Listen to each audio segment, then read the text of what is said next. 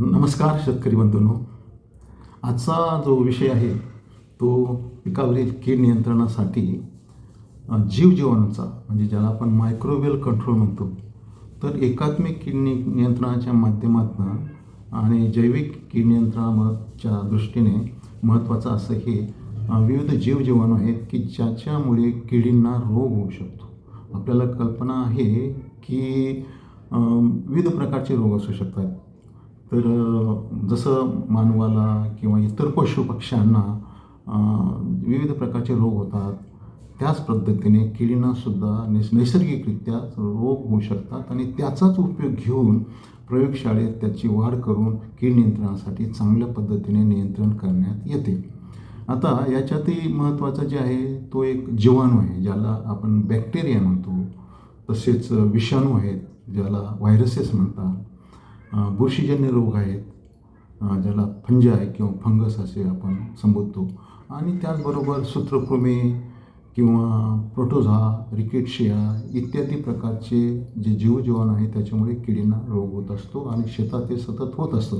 कदाचित याच्यामुळेच आपल्याला महत्त्वाचं म्हणजे कीड नियंत्रण थोड्या नियंत्रणात राखता येतं. अन्यथा जर हे किडींना रोग झाले नसते निसर्गात ते आपल्याला लक्षात येत नाही, परंतु ह्या जीवजीवाणूचा फार महत्त्वाचा भाग असा हा कीड नियंत्रणासाठी. मग आता हे आपण याचा उपयोग कसा घ्यायचा, तर याचा उपयोग घेताना ह्याची जी जीवन पद्धती आहे त्या पद्धतीनेच प्रयोगशाळेत आपण त्यांना वाढवून त्याच्यावरती वेगवेगळे प्रॉडक्ट तयार करून किंवा कमर्शियलसुद्धा मार्केटमध्ये आज उपलब्ध आहेत, तर त्याचा कीड नियंत्रणासाठी उपयोग घेता येतो. आता हे बॅक्टेरिया किंवा जीवाणू याचं कसं आहे की ह्याच्यात महत्त्वाचं आपल्याला कल्पना आहे की बॅसिलस, कदाचित आपण ऐकलं असेल की बॅसिलस थुरिंजेन्सिस म्हणजे BT, तर हे सुद्धा एक बॅक्टेरिया किंवा जीवाणू आहे. याचा चांगल्या पद्धतीने कीड नियंत्रणासाठी उपयोग घेता येतो. आता बॅसिलस किंवा BTमध्ये सुद्धा वेगवेगळ्या प्रजाती आहेत आणि हे आपण किंवा इतर काही संस्था आहेत त्याचे वेगवेगळे प्रॉडक्ट आहेत ते मार्केटमध्ये उपलब्ध आहेत, जसे की हॉल्ट आहे, डायपेल आहे, तर बरेच आहेत. तर हे सुद्धा जैविक विशेष म्हणजे जीवाणूंचं कुठलेही जीवाणू असू द्या, विषाणू असू द्या किंवा बुरशी ह्यांच्यावरती आधारित जे जैविक कीटनाशक आहे ते सुरक्षित असतात, वापरायला मानवाला हानिकारक नसतात आणि कीड नियंत्रण चांगल्या पद्धतीने करू शकतात. तर जसं बॅसिलस म्हटलं मी, तर त्या पद्धतीनेच एक आपण कल्पना असेल की स्पिनोसॅड किंवा स्पिनोसिन हे सुद्धा औषध आहे. हे सुद्धा एक प्रकारच्या जीवाणूवर आधारितच तयार केलेलं कीटनाशक आहे. तसेच अबामेक्टिन किंवा ज्याला अवर्मेक्टिन म्हणतात, तर हे सुद्धा जे कोळी कीटक असतात पिकावरती येणारे ज्याला आपण माइट्स म्हणतो किंवा इतर किडीच्या नियंत्रणासाठी हे स्पिनोसिन किंवा अवर्मेक्टिन, अबामेक्टिन हे जीवाणूवर आधारित असलेले कीटनाशक बाजारात उपलब्ध असतात. ते चांगल्या पद्धतीने आपण कीड नियंत्रणासाठी त्याचा उपयोग घेऊ शकतो.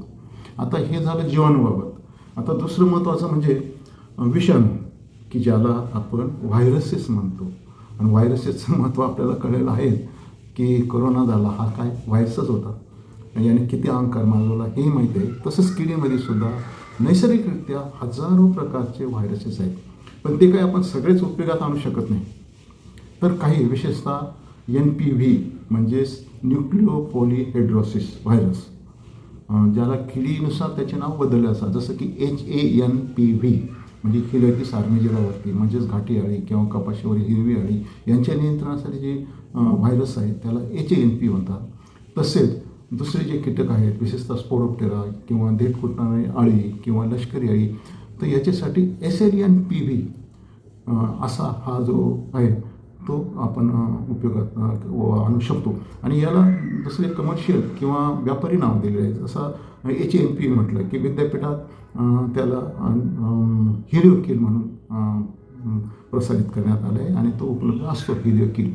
तसंच हा जो आहे SLNPV तर त्याच्यासाठी मॅजिक या नावाने सुद्धा आहे, आणि आता अर्थात इतर कंपन्यासुद्धा तयार करू शकतात.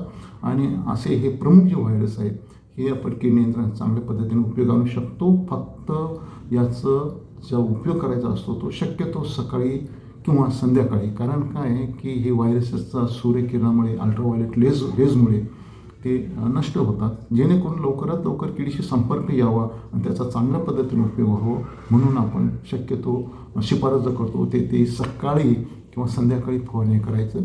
आणि त्याच्यात मग इतर जे आपण म्हणतो इंग्रजीमध्ये ज्याला आपण ॲडज्युव्हंट म्हणतो की सर्वसाधारण नीळ म्हणा किंवा साबणाचा चुरा म्हणून आपण त्याच्यात मिक्स करायला सांगतो. आणि अशा पद्धतीने हे विषाणू किंवा व्हायरसेस याचासुद्धा आणि हे शेतात उपलब्ध असतात, शेतात उपलब्ध. आणि वैशिष्ट्य म्हणजे हा जो तुम्हाला म्हटलं मी NPV किंवा याची NPV किंवा बाकीचे जे आहेत NPVचे तर त्याचं वैशिष्ट्य म्हणजे ती किडींना प्रादुर्भाव झाल्यानंतर किडी सुरुवातीला त्याचं उपजीविका मंदावते, काळ्या पडतात आणि नंतर मेल्यानंतर ते तिथंच झाडाला चिटकून पानाच्या उलट्या पद्धतीने म्हणजे डोकं खाली आणि इतर भाग वरती असं चिटकून असतात. आणि अशा ह्या अळ्या गोळा करून सुद्धा प्रयोगशाळेत आपण एक जैविक कीटकनाशक तयार करू शकतो. जसं तुम्हाला मग उदाहरण दिले हिरवेकील किंवा मॅजिक. तर ह्या पद्धतीने नैसर्गिक त्याचप्रमाणे आपण कृत्रिम पद्धतीने प्रयोगशाळेत तयार करून त्याचा उपयोग कीड नियंत्रणासाठी घेऊ शकतो. नंतर जो महत्त्वाचा भाग आहे तो म्हणजे फंजाय किंवा ज्याला बुरशीजन्य रोग म्हणतो. तर वातावरणात असंख्य प्रकारच्या बुरशी आहेत आणि पिकाच्या किडीच्या नियंत्रणासाठी ते सुद्धा मोलाचा सहभाग करू शकतात. आणि विशेषतः ही जी बुरशी आहे ही जिथं आर्द्रता जास्त असेल पावसाळ्यात मोठ्या प्रमाणातही वाढू शकतो आणि किडीचं नियंत्रण करू शकतो. आणि याच बुरशींचा उपयोग करून सुद्धा आपण प्रयोगशाळेत कृत्रिम पद्धतीने वाढवून त्याचं जे कीटनाशक आहे जैविक कीटनाशक ते शेतकऱ्यांना उपलब्ध करून देऊ शकतो. मार्केटमध्ये उपलब्ध आहे ते जसे की ब्युव्हेरिया म्हणतात, मेटरायझर म्हणजे हुमणीच्या नियंत्रणासाठी मेटरायझरवर आधारित, ब्युव्हेरिया म्हणजे इतर किडीच्या नियंत्रणासाठी सुद्धा ब्युव्हेरिया उपलब्ध आहे, न्यूमरिया आहे अळ्यांच्या नियंत्रणासाठी. तर याच्यावर आधारित कीटनाशक जैविक कीटनाशक प्रयोगशाळेत तयार करू शकतो. त्याचबरोबर आपण नैसर्गिकरित्या ते त्यांचं कार्यसुद्धा शेतातसुद्धा कीड नियंत्रणासाठी करीत असतात. याच्यानंतर अजून एक महत्त्वाचं आपण ऐकलं असेल की ट्रायकोडर्मा. आता ट्रायकोग्रामा वेगळं आणि ट्रायकोडर्मा वेगळं. ट्रायकोग्रामा आपण पाहिलं की ही परोपजीवी कीटक आहे आणि ट्रायकोडर्मा ही बुरशीजन्य रोगनाशक म्हटलं तरी चालेल. कारण काय झालं की ही जी बुरशी आहे ही बुरशीचाच नायनाट करत असते.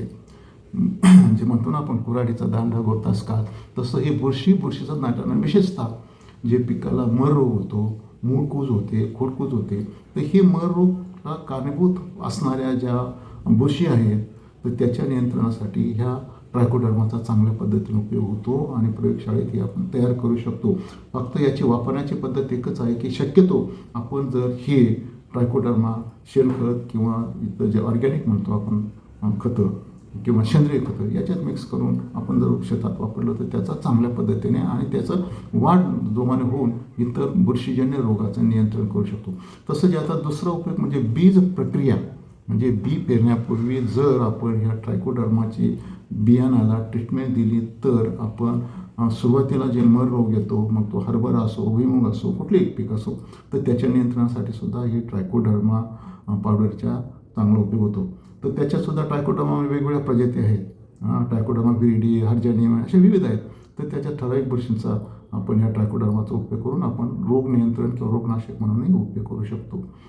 तर अशा पद्धतीने हे जीवाणू हे महत्त्वाचे आहे. अर्थात त्याच्यात इतर पण आहेत बरेच. जसं मागं सांगितलं की सूत्रकृमी.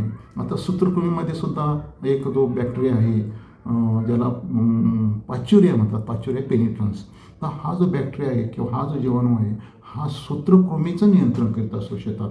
सूत्रकृमी म्हणजे निमॅटोड्स. आपल्याला कल्पना असेल की मुलांना गाठी होतात किंवा इतर कारणाने काही इन्फेक्शन झालं तर हा जो पाच्युरिया बॅक्टेरिया आहे हा चांगला उपयोग होतो. तसंच निमॅटोडच्या काही ज्या जाती आहेत न्यूप्लॅक्टिना किंवा हेटेरोरॅबिडिटिस ह्या सूत्रकृमीचा उपयोग आपण कीड नियंत्रणासाठी सुद्धा घेऊ शकतो आणि कमर्शियली याचे प्रॉडक्टसुद्धा उपलब्ध आहेत. तसेच प्रोटोझा, रिकेट्शिया याचं थोडंसं प्रयोगशाळेत वाढवायला थोडंसं अवघड असतं, परंतु शेतात हे प्रोटोझा, रिकेट्शिया इतर जे विविध जीवजीवाणू आहेत हे त्याचं नैसर्गिक कार्य करीत असतात आणि कीड नियंत्रणासाठी फार मोलाचं सहकार्य करत असतो. आणि म्हणून हे किडींना होणारे रोग जे आहेत याच्यासाठी जे आपण जैविक कीटनाशक आहे त्याचा अवश्य वापर करावा अशी माझी अपेक्षा आहे. आणि याच्यानंतर आपण पुढच्या याच्यात आपण वनस्पतीजन्य कीटनाशकांबद्दल माहिती घेऊ. इथंच मी थांबतो. धन्यवाद.